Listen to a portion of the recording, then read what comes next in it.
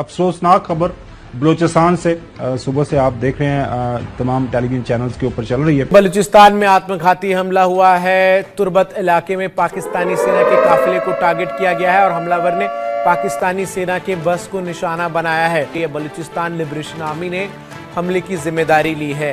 तो ये बड़ी जानकारी कंफर्म जो अभी तक इतला है वो ये है कि 48 यानी 48 पाकिस्तानी फौजी जो है वो उसमें मारे गए हैं। और ये जो दहशतगर्द थे इन्होंने हमले किए, तंजीम बलोच लिबरेशन आर्मी है वो जो है इन हमलों की जिम्मेदारी जो है वो कबूल कर रही है। ISPR की तरफ से जो इन्फॉर्मेशन अभी सामने आई है उसके मुताबिक इन दहशतगर्दों के खिलाफ लड़ते हुए 14 जवान जो है उन्हें जामे शहादत नोश फरमाया है। हमारी तारीख क्या है, हमारा DNA क्या है, मुझे ये बताएं। कितने लोग हैं जिनका अरब ओरिजिन है, सेंट्रल एशियन है, ईरान भी डालने हैं, अफगानिस्तान भी डालने हैं। बलूचिस्तान लिबरेशन आर्मी ने इसको क्लेम किया है, बोला कि हाँ ये हमने हमला किया है, जो उखाड़ना है उखाड़ लो। बड़ी दुख की खबर है, पाकिस्तान की मुसीबतें बढ़ती जा रही हैं, तो अब क्या बनेगा कुछ समझ नहीं आ रही। हजारों लोग मर गए हैं एक साल में और कई सौ नौजवान शहीद हो चुके हैं फौज के, FC के, पुलिस के, KP में एक साल में, और आपकी 12वां साल शुरू होने वाला आपकी हुकूमत को। दोस्तों पाकिस्तान में एक बहुत बड़ा अटैक हुआ है और ये पुलवामा वाले स्टाइल में हुआ है। यानी कि पाकिस्तानी आर्मी के सोल्जर्स जा रहे थे जिनमें इंटेलिजेंस के ऑफिसर्स भी बैठे हुए थे और साथ में उनके पाकिस्तानी जो ऑफिसर्स हैं उनके परिवार के लोग भी बैठे हुए थे। ये एक पूरी बस जा रही थी जो कि एक कॉन्वॉय का पार्ट थी। उसके ऊपर IED से हमला होता है और वो बस पूरी की पूरी ब्लास्ट हो जाती है। साथ में जो आजू बाजू की गाड़ियां थी, गाड़ियों में भी नुकसान होता है, उनमें भी आग लग जाती है और नतीजा पूरी की पूरी वो बस जल के राख हो जाती है। साथ में जो आसपास की गाड़ियों में बैठी सैनिक थे, ऑफिसर थे, उनको भी गंभीर चोटें आती है और इस हमले की जिम्मेदारी BLA ने ले ली है। अब इस हमले के बाद पाकिस्तानियों ने रोना शुरू कर दिया है कि भारत ये करवा रहा है, भारत ने ये कर दिया, अफगानिस्तान ने ये कर दिया। कुल मिला के पाकिस्तानी पूरे तरीके से बौखला गए हैं, जहां वो अपनी करतूतें नहीं देख रहे बल्कि जो उनकी गलतियां हैं उन्हें वो बाहर की तरफ खोजने में लगे हुए हैं, अंदर अपने कुकृत्यों को नहीं देख रहे। और इसी वजह से मुझे लगा है कि पाकिस्तान के साथ ये सब हो रहा है। आपको याद होगा जब पाकिस्तान यहाँ आतंकवाद स्पॉन्सर करता था, उसके बाद भारत ने सर्जिकल स्ट्राइक की थी पाकिस्तान। हेलो दोस्तों, साथियों, अभी खबर आई है कि तुर्बत में बलूचिस्तान में पाकिस्तानी फौज के ऊपर हमला हुआ है जिसमें इंटेलिजेंस के लोग भी शामिल हैं और AFC के लोग भी शामिल हैं। और इस हमले में मुतज़ाद खबरें आ रही हैं। कंफर्म जो अभी तक इतला है वो ये है कि 48 यानी 48 पाकिस्तानी फ़ौजी जो है वो उसमें मारे गए हैं। लेकिन गैर मुसद्दक़ा इतला जो है वो ये आ रही है कि ये 70 के लगभग पाकिस्तानी फ़ौजी जो है मारे गए हैं, क्योंकि एक बस थी भरी हुई और 2 उसके अलावा गाड़ियाँ और थीं। तो इस वक्त उन्होंने सारा कॉर्डन ऑफ किया हुआ है, कोई नज़दीक जा नहीं सकता। तो इसलिए अभी पूरी तरह से कंफर्म नहीं किया जा सकता कि कितनी अमवात हुई हैं, लेकिन 48 की कंफर्मेशन आ चुकी है कि 48 पाकिस्तानी फ़ौजी मारे गए हैं। और गैर मुसद्दक़ा इतला ये है कि 70 के लगभग जो है पाकिस्तानी फ़ौजी वो तुर्बत में मारे गए आज सुबह। जब TTP के हमले बढ़ रहे थे तो तकरीबन अभी एक हफ्ते पहले पाकिस्तान आर्मी ने कुछ जिन लोगों के ऊपर शक था कि हो सकता है ये TTP, इसके घर के कुछ लोग TTP में हो, उनके घर को एक्सप्लोसिव लगा करके उड़ा दिया था पाकिस्तान आर्मी ने। उसकी जवाबी कार्रवाई में अब TTP ने जितने भी पाकिस्तान के फौजी हैं, जो भले ही रहने वाले वजीरिस्तान के हो सकता है रहने वाले खैबर पख्तूनख्वा के अलग अलग इलाकों के हो, उन्होंने कहा पश्तून हो चाहे जो हो, अगर पाकिस्तान फौज के साथ लड़ रहे हैं तो इनका घर जो है जला दो।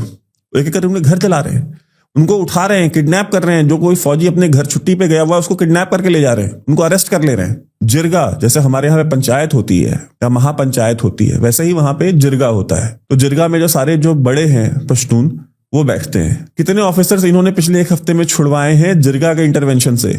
खुद की इतनी भी औकात नहीं थी कि पाक फौज को पता है कि हमारा ऑफिसर उठा ले गए, हमारा जवान उठा ले गए हैं, या FC का ही कोई जवान उठा ले गए हैं और जाकर उनको छुड़ा ले।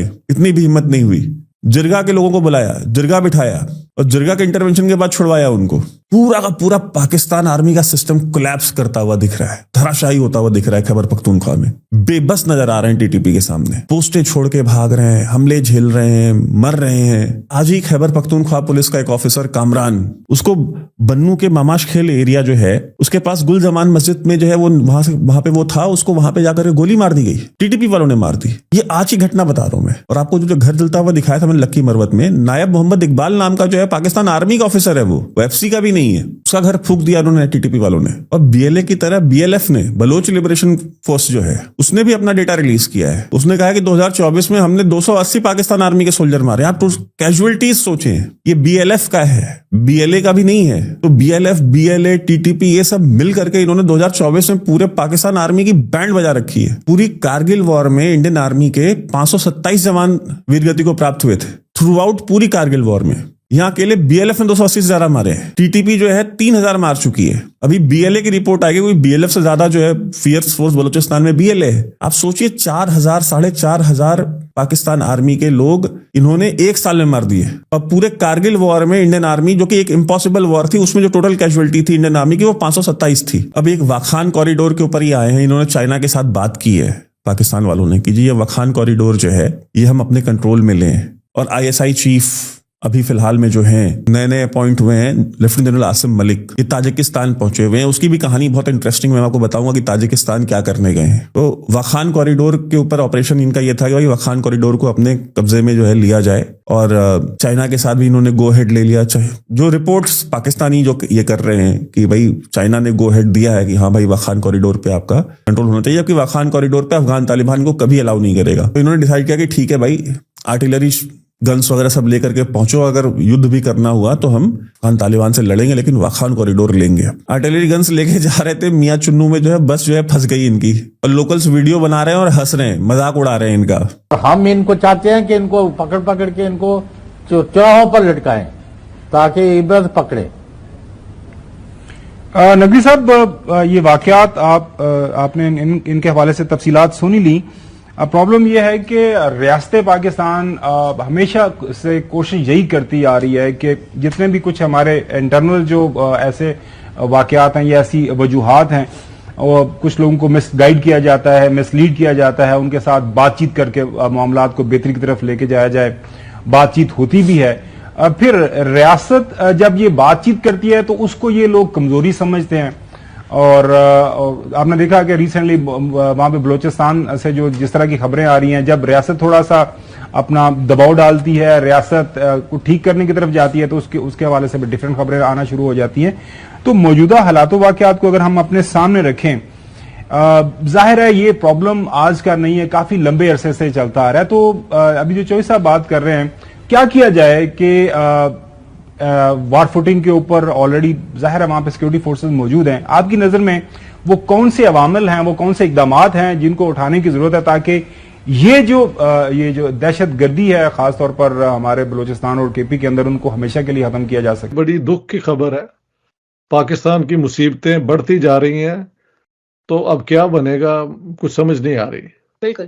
तो सर, सबसे पहले तो मैं ये एक सवाल आपसे पूछूंगी कि बलोच मिलिटेंट्स, ठीक है, उनका जो ग्रुप था उन्होंने तालिबान को ज्वाइन कर लिया है, इसके पीछे क्या बैकग्राउंड है? क्या समझते हैं कि आखिर क्या उनको राइट्स नहीं मिल रहे? क्यों बलूचिस्तान के जो मिलिटेंट्स हैं वो तालिबान के साथ मिल गए हैं और जो ब्लास्ट वगैरह जो करवा रहे हैं, मतलब क्या एक पाकिस्तान में क्या इन्वायरमेंट चल रहा है? एक आम कहावत है, my enemies enemy is my friend. तो बलोचों के साथ पाकिस्तान गवर्नमेंट का बहुत पुराना झगड़ा चल रहा है, और वहां पे वो मूवमेंट भी है बलोचिस्तान को आज़ाद कराने की। हाँ जी, बड़ी देर से चल रही है, बल्कि 58 से ये झगड़े चल रहे हैं जो बार बार होते रहे हैं। और तालिबान से भी पाकिस्तान का वो झगड़ा जो है वो दोबारा वो तकवीयत उसको मिल गई है। तो अब ये दोनों जो हैं, अगर इन्होंने एक अलायंस बना लिया पाकिस्तान के खिलाफ, तो ये उसकी बैकग्राउंड है। बलोच अपनी आज़ादी चाहते हैं, या आप कह सकते हैं कि पाकिस्तान को मजीद तोड़ना चाहते हैं। दोनों तरीके हैं देखने के, सेंटर में बैठे हुए यही लगता है। और तालिबान जो है वो सारे पाकिस्तान को अपनी कटर शरिया के तहत एक इस्लामिक स्टेट बनाना चाहते हैं, जो इन्होंने पहले मालाकंड में और स्वात में बनाई भी थी, और बेहद वो क्या कहते हैं जालमाना तरीके इन्होंने इस्तेमाल किए थे लोगों को दबाने के लिए, उनको मजबूर करने के लिए। तो वो they want to bring the Islamic emirate, सारा पाकिस्तान बन जाए उनके दकियानूसी सोच के मुताबिक। और बलोच चाहते हैं कि वो ये जो सेपरेटिस्ट बलोच हैं कि पाकिस्तान से बलोचिस्तान अलग हो जाए। इन दोनों की क्योंकि ऑपोजिशन पाकिस्तान गवर्नमेंट के साथ हो रही है